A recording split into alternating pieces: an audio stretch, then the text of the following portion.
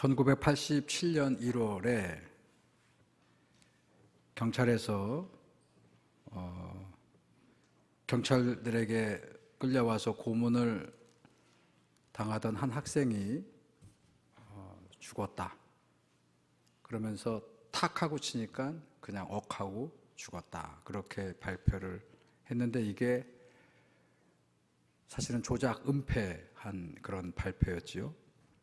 근데 그 당사자가 되는 서울대학교 학생 박종철 군이 왜 그 남영동 대공분실에서 그렇게 물고문을 받으면서 자백을 강요받는 게 뭐냐면 그 선배입니다. 어젯밤에 이 박종철 군이 자취하고 있는 자취방에 누군가 왔다 갔는데 경찰들이 그를 쫓고 있었거든요. 그 선배가 어디로 갔는지 그 숨은 장소를 불라. 그걸 끝까지 불지 않고 고문을 당하다가 물고문을 당하다가 죽은 거죠. 친구를 위해서 의리를 끝까지 지켰고 그로 말미암아 이 박종철 군은 죽었는데, 근데 그 박종철 군이 끝까지 자기의 목숨을 걸고 지켰던 그 선배가 지금 정치인이 됐습니다. 정치를 합니다. 국회의원도 나왔고 떨어졌지만 지금도 정치를 하는데 누구 밑에서 보좌관을 하냐면 김문수 노동부 장관 밑에서 보좌관을 하고 있더라고요. 제가 체크해 보니까. 그리고 뉴라이트가 되어서 지금 역사의 모든 그런 문제들 전광훈 씨 이런 분들하고 함께 협력해서 일하는 그런 정치인이 되었습니다. 자기가 지키려고 목숨을 내놨는데, 그런데 그 사람은 나중에 변절자가, 그들의 입장에 보면 변절자가 되어 있는 그런 상황. 그런데 짧게 보면 이 박종철 군이 그렇게 죽었는데 그 신의를 지키고 그 의로움을 지키려고 한 그거를 조작, 은폐했던 그 정권이 결국은 다 정의사제 구현, 천주교의 정의사제 구현하는 그 사제단에 의해서 다 전모가 드러나고 결국은 그 결과가 어떻게 됐죠? 제5공화국이 바로 무너지는, 이 사건 이후에 박종철 고문치사 사건의 전모를 밝히라는 학생들의 시위를 하다가 연세대학교에서 이한열 학생이 죽는 것이 또 기폭제가 되면서 결국은 불의한 그런 정권이 무너지는 결과를 가져오게 했다. 오늘 저는 친구 얘기를 좀 하고자 합니다. 자, 주님께서 요한복음 15장에 보게 되면 제자들에게 또 여러 사람들에게 이렇게 말씀합니다. 사람이 친구를 위하여 자기 목숨을 버리면 이보다 더 큰 사랑이 없나니 너희는 곧 나의 친구라. 너희에게 명하노니 서로 친구가 되어서 이런 마음으로 서로 사랑하라. 자, 누구에게 하신 얘기냐면 제자들에게 하신 말씀이에요. 제자들에게 나는 스승이니 내 말을 무조건 들어라. 그렇게 강압적으로 가르쳐도 될 법한데 주님은 그렇게 하지 아니하시고 어떻게 했다고요? 친구가 뭡니까? 서로 눈을 맞추고 서로 격을 맞추고 그리고 자기의 있는 속 마음까지 함께 공유하는 그런 친구가 되어주셨다는 것이요. 여러분, 성경은 사랑 이야기예요. 하나님이 우리를 얼마나 사랑했는지, 하나님이 우리를 사랑하사 이만큼 사랑하사 자기의 하나밖에 없는 아들을 십자가에 내어주시기까지 하면서 우리를 구원하시고 사랑하셨다는 하나님의 사랑 이야기가 하나님의 구원의 사건의 출발점인데, 그 하나님의 사랑을 우리 헬라어 단어로 성경은 어떻게 표현하냐면 아가페다. 그렇게 아가페 많이 들어봤죠? 아가페 그러면 하나님의 절대적인 사랑이에요. 죄인인데도 불구하고 당신의 의로운 아들을 내어주시면서까지 그들을 사랑해 주시는 사랑이 아가페예요. 근데 반대로 성경은 하나님의 그 사랑이 아닌 친구 간에 나누는 우정, 친구들이 서로 의리를 지키고 서로를 위해서 베푸는 그 사랑을 필레오라고 그렇게 구분합니다. 물론 여기 하나 덧붙이면 남녀 간의 뜨거운 불같은 사랑은 에로스 그렇게 얘기하죠. 자, 오늘은 필레오입니다. 필레오. 자, 요한복음에서 주님께서 제자들에게 자, 이 사랑한다. 내가 목숨을 다해서 너희를 사랑하는 것이 그 친구의 사랑이 더 큰 사랑이 없다 했던 그 사랑이 필레오예요. 필레오. 근데 이렇게 선언적인 의미에서의 사랑이 아닌 예수님께서 많은 사람들, 병자들, 죄인들 뭐 이런 사람들을 고쳐주시는 모든 사역이 곧 이렇게 표현한다면 그게 필레오라는 얘기예요. 대표적으로 나사로, 베다니에 살고 있던 나사로. 베다니는 제가 얘기했죠. 죄인들의 동네고 가장 사람들이 이렇게 손가락질하는 그 베다니에 살고 있던 나사로도 친구죠. 그 나사로가 죽었을 때에 주님은 마치 친한 덫을 잃어버린 친구처럼 몽루하고 울었어요. 자, 그리고 그걸로 멈추지 않고 어떻게 했죠? 그 나사로를 살려주십니다. 능력으로 살려주세요. 그런데 그 모든 나사로를 향한 주님의 마음과 행위가 뭐라고요? 필레오라는 게 필레오. 아가페보다는 필레오의 개념이 훨씬 더 강하다. 죄인들을, 이런 사람들을 도와주는 그 마음이 공감하는 거예요. 12의 혈류증을 앓고 있는 부정한 죄인이 얼마나 고달프게 인생을 살아갈까? 오죽하면 나와서 내 옷자락으로 만져서 자기가 좀 회복하기를 원할까? 공감하는 거예요. 문둥병으로 살아가는 사람이 앞을 보지 못하고 살아가는 사람들의 그 고통이 얼마나 아플까를 주님은 어떻게 했다고요?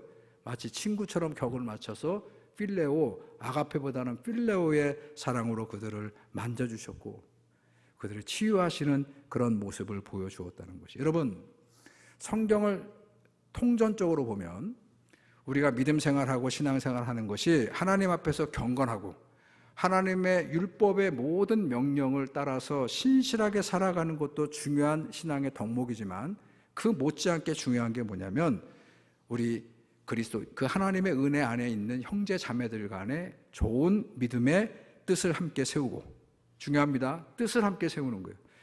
교회의 사역은, 특히 우리 목회자들, 특히 교회 지도자들의 사역은 우리 전주중앙교회 성도들이 함께 뜻을 세우는 그런 이야기들을 많이 여러분들에게 함께 세우고 가야 됩니다. 그리고 함께 길을 가는 거예요. 어떤 길을 가느냐? 예수께서 보여주신 길, 예수께서 가르치시고 선포했던 그 길, 십자가의 길. 혼자 가려면 너무나 힘들지만 여러분, 힘든 길은, 힘든 산은 어떻게 넘어야 되죠?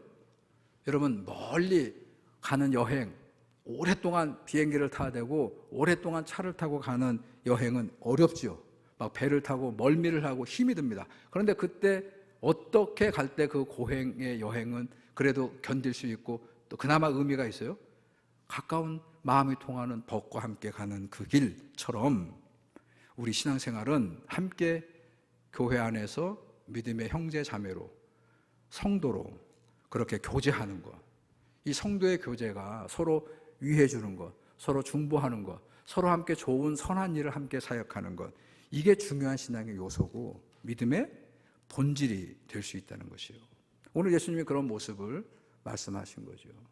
여러분, 사도 바울을 봅니다. 사도 바울은 아시는 대로 부활하신 주님을 만나고 그리고 어떤 사역으로 부름을 받았냐면 이방인들에 가서 복음을 전하는 거예요. 땅 끝까지 이르러 내 증인을 전하라는 것이에요. 그래서 이방인들에게 갑니다. 여러분, 그거 안 했으면, 그 일이 사울에게 주어지지 않았으면 사울은 잘 먹고 잘 살았을 거예요. 그의 기득권이, 여러분, 그 사울은요, 우리가 그렇게 바람하지 않는 모든 기득권을 다 갖추고 있었고요. 이제 앞으로 그의 일은 꽃길만 가면 됐단 말이에요. 그런데 주님께서 그를 부르셔서 고행의 길, 예수의 십자가의 복음을 전하는 누구에게요? 이방인들에게. 여러분, 그 복음의 길을 전했고 교회를 세웠고, 여러분, 그 사도행전과 바울 사신에서 그런 표현이 없지만요, 정말로 죽을 것 같은 고생을 합니다. 배가 파손되어서 죽을 뻔한 고비를 여러 차례 겪었다. 내가 오해를 받아가지고 지금 극렬한 그런 유대인들에게 태형을 받았다. 매를 몇십 대 맞았다. 이런 얘기들. 그런 고행의 사역을 하면서 바울이 내가 그 어렵게 이방인들에게 복음을 전할 수 있었던 것, 그것은 뭐라고 얘기하냐면 하나님의 은혜였다라고만 얘기하지 않고 그거 플러스 더 중요한 얘기를 합니다. 많은 동역자들이 나와 함께 했었기 때문에 그 일을 감당할 수 있었다. 여러분, 바울 서신을 읽으면서 이 부분을 놓치지 말아야 된다고요. 바울이 어떻게 했다고요? 내가 그 험난하고 힘들었던 복음의 사역을 감당할 때 누가 있었다고요? 많은 믿음의 동역자들이 나와 함께 사랑을 나누고 뜻을 세워서 그 사역을 감당하는 그런 사람들이 있었다는 것을 빼놓지 않고 있다는 것이에요. 로마서를 보게 되면 로마서가 사도 바울이 연세가 많아서 마지막에 이 로마서를 쓰고 그 로마서의 뜻을 이루어서 유럽까지 가려고 했던 걸 결국 못 이룹니다. 그게 바로 로마서예요. 그러니까 어떻게 보면 로마서가 바울 사도의 맨 마지막 작품이죠. 마지막 그의 심정에 담겨있는 그 말씀이 로마 서신인데, 로마 교회 보낸 서신인데, 그 마지막 장이, 그 16장이 처음부터 끝까지 어떻게 되어 있냐면 사람들의 명단으로 도배가 되어 있습니다. 로마서 마지막 16장이 뭐라고요? 자, 이렇게 되어 있어요. 갱그라 교회의 여집사 베베를 너희에게 추천하노니 나를 대하는 것처럼 이 여인을 맞이해주고, 이러면서 이 베베 여집사는 뭐 하냐면 이 로마서를 가지고 로마 교회를 간 사람이에요. 당시에는 우편 제도가 때로 돼 있지 않기 때문에 이 편지가 반드시 로마의 교회의 지도자들에게 전달돼야 됩니다. 그럼 누구한테 보내야 되죠? 어떤 사람에게 이 편지를 맡겨야 됩니까? 가장 믿을 만한 사람, 가장 신실한 사람. 그게 바로 갱그레아 교회의 여집사 베베였다는 것이요. 그 본문을 보게 되면 그 여집사를 더 이렇게 부연합니다. 이 집사로 얘기할 것 같으면 많은 사람들의 보호자가 되어주었고 나에게도 후견이었다, 보호자였다, 그렇게 신뢰를 합니다. 여러분들도 그런 마음으로 이 베베 집사를 맞이해달라, 그렇게 얘기합니다. 갱그라 교회 일꾼으로 있는 자매 베베는 여러 사람들, 많은 사람들과, 그리고 누구에게도요, 나에게도 마치 영적인 보호자와 같은 그런 역할을 해주었기 때문에 하고 이분의 노고를 치하한다. 자, 이어지는 그 다음 얘기가 누구가 나오냐면 브루스길라와 아굴라 부부예요. 자, 이 브루스길라와 아굴라 부부는 자, 로마 교회의 교인이었어요. 그런데 아굴라가 이 남편이 유대인이고 브루스길라는 로마 여인이었습니다. 근데 그 로마 교회를 이들이 세웠고 열심히 했는데, 근데 로마에서 사단이 났어요. 글라디우스라는 황제가 뭔가 큰 일이 벌어졌고, 그것 때문에 모든 로마 땅에 있는 유대인들은 다 추방령을 내렸어요. 그래가지고 이 두 부부도 남편이 유대인이었기 때문에 이 아굴라 브리스길라를 포함한 많은 그 유대인들이 다 추방령에 의해서 다 쫓겨날 때, 그때 로마 교회가 절단이 나는 거거든요. 자, 그들이 쫓겨나와서 고린도를 왔다가 그 고린도에서 바울을 만납니다. 이 브리스길라와 아굴라가요, 바울을 얼마나 헌신적으로 도왔는지. 나중에 그 글라디우스 황제의 칙령이 뭔가 잘못됐다는 것을 알고 그 명을 철회하고 다시 모든 유대인들이 다시 그 로마로 돌아오고 싶으면 얼마든지 돌아오라 할 때도 이 아굴라와 브리스길라는 왜 안 돌아가냐면 바울의 사역에 함께 동참하기 위해서. 자, 근데 그 아굴라와 브리스길라 부부에 대해서 바울은 어떻게 얘기하냐면 로마서 16장 4절을 보시게 되면 이렇게 얘기합니다. 그들은, 즉 브리스길라와 아굴라는 내 목숨을 위해서 뭐를 내놨다고요? 자기들의 목숨까지도 내놓을 만큼 헌신적으로 나를 도와주었다고 그렇게 얘기해요. 여러분, 이렇게 나오는 인원이 무려 26명입니다. 로마서는 처음부터 끝까지 이 아굴라와 브리스길라를 포함한 그리고 또 누구냐, 갱그레아 여집사 베베를 포함한 26명의 믿음의 동지들의 그 동역과 사역이 없었다면 나는 이 사역을 감당하지 못했을 것입니다. 그렇게 얘기하고 있어요. 여기만이 아니에요. 감옥에서 사도 바울이 이제 영화의 몸이 돼가지고 나가서 복음을 전할 수 없고 교회를 못 세우니까 거기에서 뭘 하냐면 자기가 세웠던 교회에 편지를 보냈어요. 그리고 신앙으로 권면하고 가르칩니다. 그게 옥중서신이죠. 바울 서신 13권의 편지, 13개의 편지 가운데 옥중서신, 골로새서, 빌립보서, 에베소서, 빌레몬서, 이거는 감옥에서 보낸 서신이거든요. 그 중에 빌립보서를 보게 되면 거기에 누구 얘기를 하면 디모데 얘기를 합니다. 자기의 제자예요. 그리고 자기가 세운 교회에 그 힘겨웠던 고린도 교회에 와가지고 사역을, 이제 담임 목사 사역을 자기 제자가 했는데 자, 그거를 이렇게 얘기합니다. 우리가 보통 목사들이 공을 다 자기한테만 돌리려고 그래요. 그러죠. 담임 목사들은요, 공을 다 자기가 잘한 걸로 하고, 부목사들은 여러분 뭐 그냥 당연히 자기가 쓰는 소모품 정도의 인식을 가지고 있는데, 바울 사도는 그렇게 하지 않아요. 자, 디모데 자기 후임자가 한 일에 대해서 이렇게 얘기합니다. 자, 빌립보서 한번 띄워주실래요? 사람들이 다 자기 일을 구하고 그리스도 예수 일을 구하지 아니했어요. 어디 가요? 디모데가 갔더니 바울이 떠난 고린도 교회 성도들이 다 교인인데, 저 사람들은 고린도 교회 성도들입니다. 근데 뭐만 했다고요? 다 자기 일을 구하고 그리스도 예수의 일은 구하지 아니했다. 자기 일 하는 데만 바빴다는 게, 직분이 있는데 그 직분을 온전히 감당하지 못하는 곳에 가서 디모데가 사역을 하는 걸 가르쳐 바울이 뭐라 그래요? 디모데의 연단을 너희가 안 하니. 디모데가 이 고린도 교회에서 가서 사역했던 그 사역의 시작부터 끝까지가 다 모였다고요? 그저 그걸 연단하는 힘겹고 어려운 그런 사역을 마다하지 않고 이 디모데가 그 일을 했다는 거예요.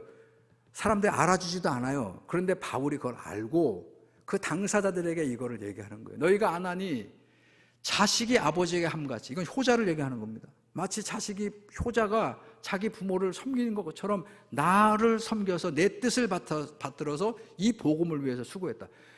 너희들을 보고 한 게 아니다는 거예요. 이게 아니고 뭘 했다고요? 하나님의 복음을 위해서 그는 처음부터 끝까지 수고했던 그런 동역자였다. 여러분, 이거 디모데가 이 말씀을 몰랐을 거예요.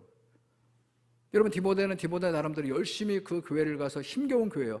잘 따르지도 않아요. 말도 잘 듣지 않아요. 자기들 뜻을 세워가지고 자기들끼리 하는 그 교회 가서 하는 그 사역의 시작부터가 다 연단이라는 거를 이 바울 사도가 알고 있었다는 것이요. 관심이죠. 그런 마음으로 자기의 동역자를 늘 위에 기도하고 그렇게 축혀 세웠어요. 그 다음 절에 빌립보서 나오는 건 에바브로 디도 얘기를 합니다. 자, 에바브로 디도에 대해서는 띄워주세요. 뭐라고 얘기하냐면, 에바브로 디도는 나의 형제요, 함께 수고하고 함께 군사된 자요, 너희 사자로, 너희에게 말씀을 전하는 사자로 내가 마땅히 해야 될 것을 함께 협력하고 돕는 그런 사도였다. 이렇게 얘기합니다. 여기서 나와 함께 수고하고 함께 군사된 자요라고 저 헬라어 원어를 번역했지만 저 뉘앙스가 있어요. 뉘앙스. 그게 뭐냐면, 여러분 전쟁 영화 같은 거 보죠. 전쟁 영화를 보게 되면 누군가가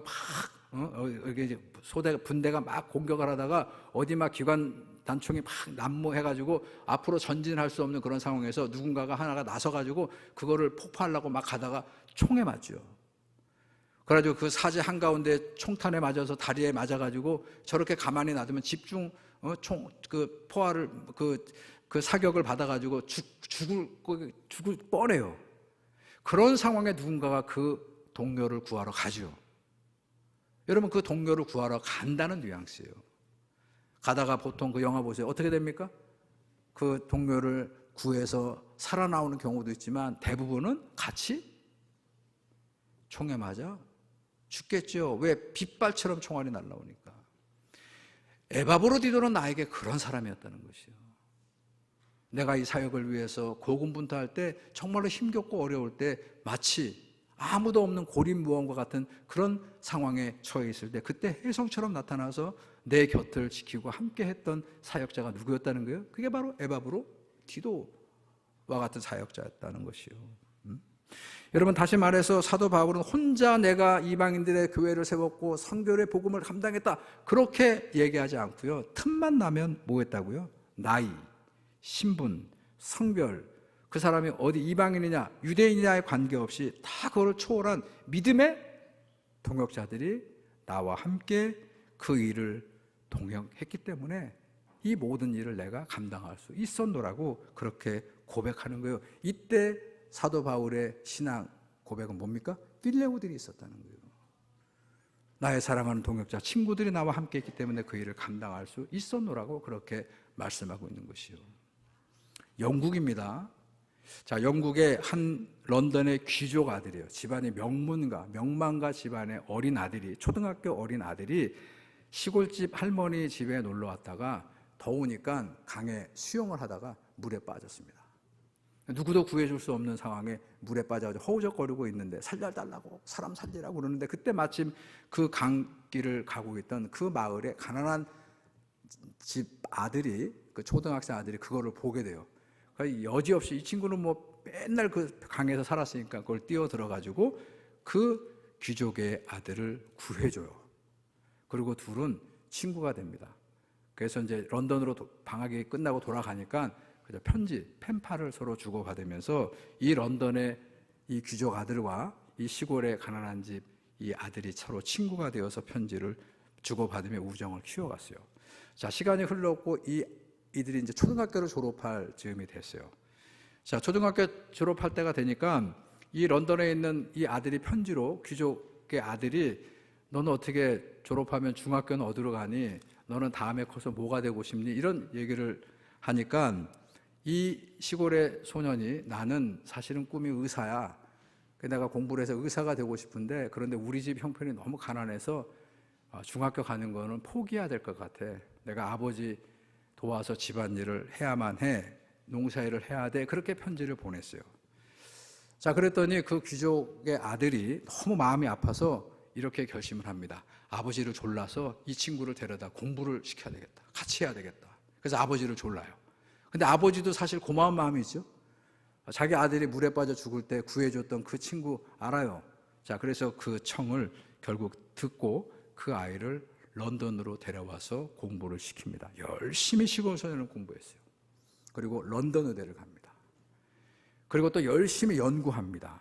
그냥 병원에 닥터로 간 게 아니고 연구실에서 연구하는 의사가 되어서 열심히 연구를 해서 뭐를 이 친구가 발견하냐면 페니실린을 발견해요. 페니실린. 아시죠? 제가 예전에 한번 설교했을 텐데 페니실린이 우연히 푸른 곰팡이가 피어가지고 한 거지 뭐 이렇게 얘기했잖아요. 바로 그 주인공이에요. 누굽니까? 알렉산더 플레밍이에요. 자, 그 시골 소년이 알렉산더 플레밍이에요. 자, 그리고 그 알렉산더 플레밍을 런던에 데려다가 공부를 시켰던, 아버지를 졸라서 했던 그 귀족 친구는 26 나이에, 그러니까 영국의 당시 가장 최연소 국회의원이 됩니다. 자, 그리고 이 국회의원이 집안도 명문가의 정치를 했는데 근데 1차 세계대전 전쟁에 터졌어요. 그랬더니 노블레스 오블리주. 그래서 이 친구가요, 그 해군사관학교에 진학을 해가지고 그 1차 세계 전쟁에 참전합니다. 그리고 부상을 당해요.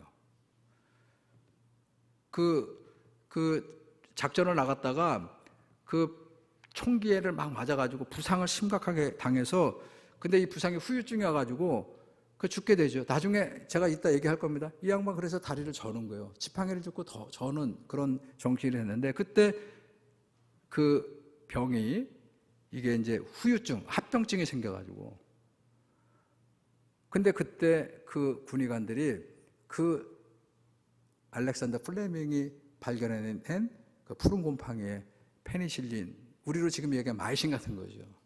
그걸로 그 장교의 목숨을 건져냅니다. 그러니까 실질적으로 몇 번 살린 거예요? 2번 이 시골 소년이 이 친구를 살렸어요. 나중에 이 친구는 영국의 수상이 됩니다. 윈터 처칠하고의 관계, 서로 아름다운 우정의 얘기를 우리가 잘 알고 있는 본문이에요.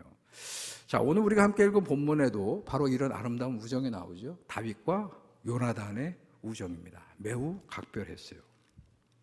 이 두 사람은, 자, 한 사람은 왕의 아들, 왕세자예요. 이제 그 아버지를 이어서 왕이 될 그런 왕세자고, 다윗은 저 시골의 목자의, 가난한 목자의 아들에 불과합니다. 둘은 친구가 될 수 당연히 없는 사이예요. 관계예요. 그런데 당시에 뭐가 있었냐면 전쟁이 있었습니다. 이스라엘을 위협하는 이 블레셋이라고 하는 이스라엘이 감당할 수 없는 그 블레셋과의 전쟁에서 이 둘이 의기투합을 하는 거예요. 다윗만 골리앗을 물리친 게 아니고 다윗을 도와서 그 옆에 항상 의기투합해서 이 전쟁을 함께 싸웠던 전우가 바로 요나단입니다. 자, 요나단은 자기 아버지를 도와서 공을 세워 자기 누이 동생 미갈과 다윗이 결혼할 때 굉장히 기뻐했어요. 친구이면서도 그렇게 자기 일처럼 기뻐합니다. 그런데 다윗이 공을 세워서 그 이름의 명성이 높아지면 높아질수록 사울 왕은 사탄의 영이 들어가서 그 다윗을 시기하죠. 결국 그 시기가 지나쳐 되었고 결국 어떻게 됩니까? 이 다윗을 죽이려고 합니다. 오늘 본문은 바로 그 지점이에요. 자, 이 아들 요나단이 아버지의 그 악령이 들어가서 이 자기 친구인 다윗을 죽이려고 하니까 그걸 막으려고 하죠. 그랬더니 어떻게 단창을 던져서 어디 이 천한 계집종의 자식이 내 길을 막냐고 그렇게 혼쭐거며 나고. 자, 그러면서 이 아버지 왕이 기어이 다윗을 죽이려고 하는구나. 그거를 확신하고 이 사실을 알려주는 거예요. 오늘 얘기는 화살을 멀리 쏘고 어떤 어린아이가 왔다 갔다 하는 얘기가 아니고 그 얘기는 지금 다윗과 요나단이 군호를 짠 거죠. 군호를. 내가 아버지의 마음이 본심이 어떤가를 알아오겠다. 그리고 만약에 아버지가 진짜로 너를 죽이려고 한다면 내가 화살을 멀리 쏠 것이다. 그럼 어떡하라고요? 빨리 도망가라. 자, 오늘 그 군호를 짜고 그 일을 하고 있는 것이요. 자, 그러면서 서로 죽을 때까지 우리의 이 우정이 이 의리가 변치 않을 것을 약속하고 결국은 다윗은 그렇게 떠나고 또 역사는 바뀌어서 그 속에 어떻게 되죠? 이 블레셋과의 전투에서 사울 왕과 이 아들 요나단을 포함한 자식들이 다 전투에서 길보아산 전투에서 다 전사를 하죠. 여러분 그 요나단 자기의 친구가 전사했다는 소식을 전해 듣고 이 다윗이 통곡합니다. 그리고 애가를 지어서 시를 써서 애가를 지어서 그 조사로 그 친구의 그 영전에 바치는 그 이야기로부터 사무엘하는 시작이 돼요. 오늘 제가 드렸던 이 역사 이야기의 사무엘상은 이렇게 끝나요. 그 사울 왕이 그렇게 악령이 들어 전쟁에 죽었더라. 그리고 다시 1장이 되면 이제 다윗 왕의 시대가 열리는 그 시작의 처음 얘기에 이 요나단의 죽음을 애도하는 다윗의 노래가 나와요. 그게 활의 노래라고. 아까 화살. 그걸 기억하고 자기를 살려줬던 그 요나단을 기억하며 추모하는 얘기로 시작이 됩니다. 그 본문을 한 절 읽어드립니다. 사무엘하 1장 26절.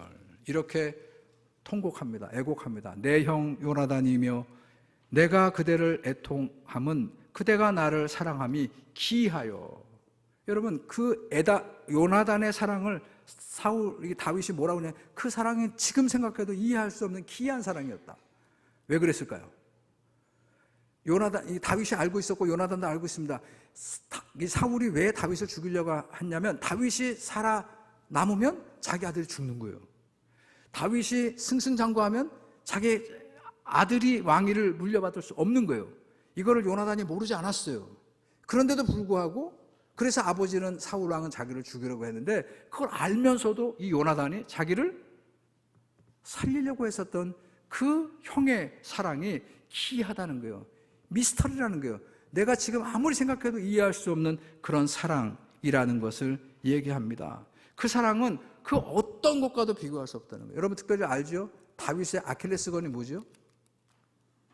다윗이 다 하나님의 합한 자인데 하나 아킬레스건이 하나 있었어요. 뭡니까? 여자예요, 여자. 이 여자에 대한 사랑꾼이에요, 사랑꾼. 그래서 그 다음 절 다시 띄워주세요. 형의 사랑이 너무 기이한데 내가 이해 못한다고요. 뭐보다 더 큰 사랑이었더라고요? 내가 여인들의 사랑, 내가 여인들도 많이 사랑해봤는데 그것과는 비교할 수 없는 그런 형의 사랑이었더라고. 그렇게 이 조사를 지어 바치면서 애통해 합니다. 그리고 아까 활의 노래를 얘기하면서 그때 형과 나와 맺었던 그 언약, 우리가 죽어서도 서로를 위해서 변치 않는 우정을 기억해내고, 그리고 이제 다윗 왕이 다 이제 평정하고, 그 평정 기간이 오래 걸렸어요. 왕이 되고 나서 사울 왕이 죽고 난 다음에도 다 그걸 평정하는데 시간이 좀 걸렸어요. 다 평정을 하고 나라를 통일하고 난 다음에 그 다윗이 가장 먼저 찾아 했던 일이 뭐냐면 그 사울 왕 집안 베냐민 지파 왕가에 살아남은 사람들을 찾아냈어요. 그게 누굽니까? 요나단의 아들. 피난을 가다가 떨어져서 두 다리를 절게 됐던 무비보셋. 제가 언젠가도 설교했죠. 그 사랑을 이렇게 식탁에 둘러 앉아가지고 그 아픈 다리를 이렇게 쓰다듬고 거기에 담요를 덮어주는 게 주님의 허다한 사랑을 다윗이 보여줬던 바로 그 무비보셋을 찾아내가지고 그 자기 그 요나단 그 친구와 맺었던 그 언약을 지킵니다.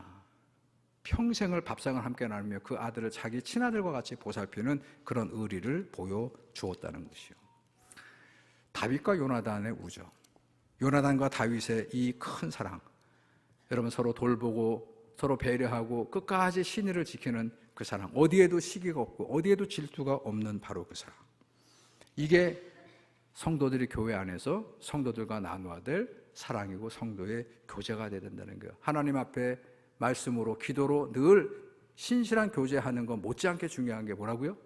같이 그 안에서 그 아래에서 함께 믿음 생활하는 믿음의 형제 자매들과의 신실한 교제, 서로를 위해서 중보하고 믿음과 신뢰하는 그런 공동체를 만들어내기 위해서 분투하고 배려하고 서로 기도의 동역자가 되어주는 바로 그 모든 성도들 간의 교제와 관계, 여러분 이게 있어야 됩니다. 여러분 그런 친구들이 있나요? 여러분 그런 친구들은 많이 그 친구의 그 친구 간의 그 영역을 많이 넓혀가지고 확대하시기를 바랍니다. 어떤 친구라고요? 기도하고 말씀 읽고 하나님의 뜻을 함께 공유하는 그런 친구들, 그런 동지들을 만드시기를 바랍니다. 그러기 위해서는 내가 그런 친구가 돼야 돼요. 내가 그런 신실한 모습을 가지고 내가 믿음의 친구가 되어주시고 내가 기도의 동지가 되어주는 그런 신실한 믿음 생활을 하는 그런 여러분들이 되시고, 그런 여러분들로 말미암아서 우리 전주중앙교회가 새로운 소망을 그렇게 열매 맺어가는 공동체가 되기를 축원합니다. 하나님, 오늘 다윗과 요나단과 다윗의 큰 사랑, 더할 수 없는 그런 우정과 의리를 함께 나누고 그것이 죽을 때까지 함께 언약을 맺었던 것을 신실히 지켰던 이 말씀을 저희들이 새기며, 우리 주님께서도 하늘 보좌 하나님의 아들의 모든 권세를 더 빛나게 하기 위해서 그의 제자들과 그가 만나는 모든 사람들, 죄인들까지도 기꺼이 친구가 되어주셔서 그들의 아픔을 공감하셨고 그 공감된 아픔으로부터 그 모든 이들을 회복하시고 구원하시고 치유하시는 능력과 은총을 베풀어 주셨던 것처럼 우리 교회에 속해 있는 모든 성도들이 아름다운 성도의 교제를 이루게 하시고 기도의 동역자가 되게 하시고 하나님의 선한 뜻을 함께 사역하는 일꾼들이 다 되게 하여 주시옵소서. 예수님의 이름으로 기도드렸습니다. 아멘.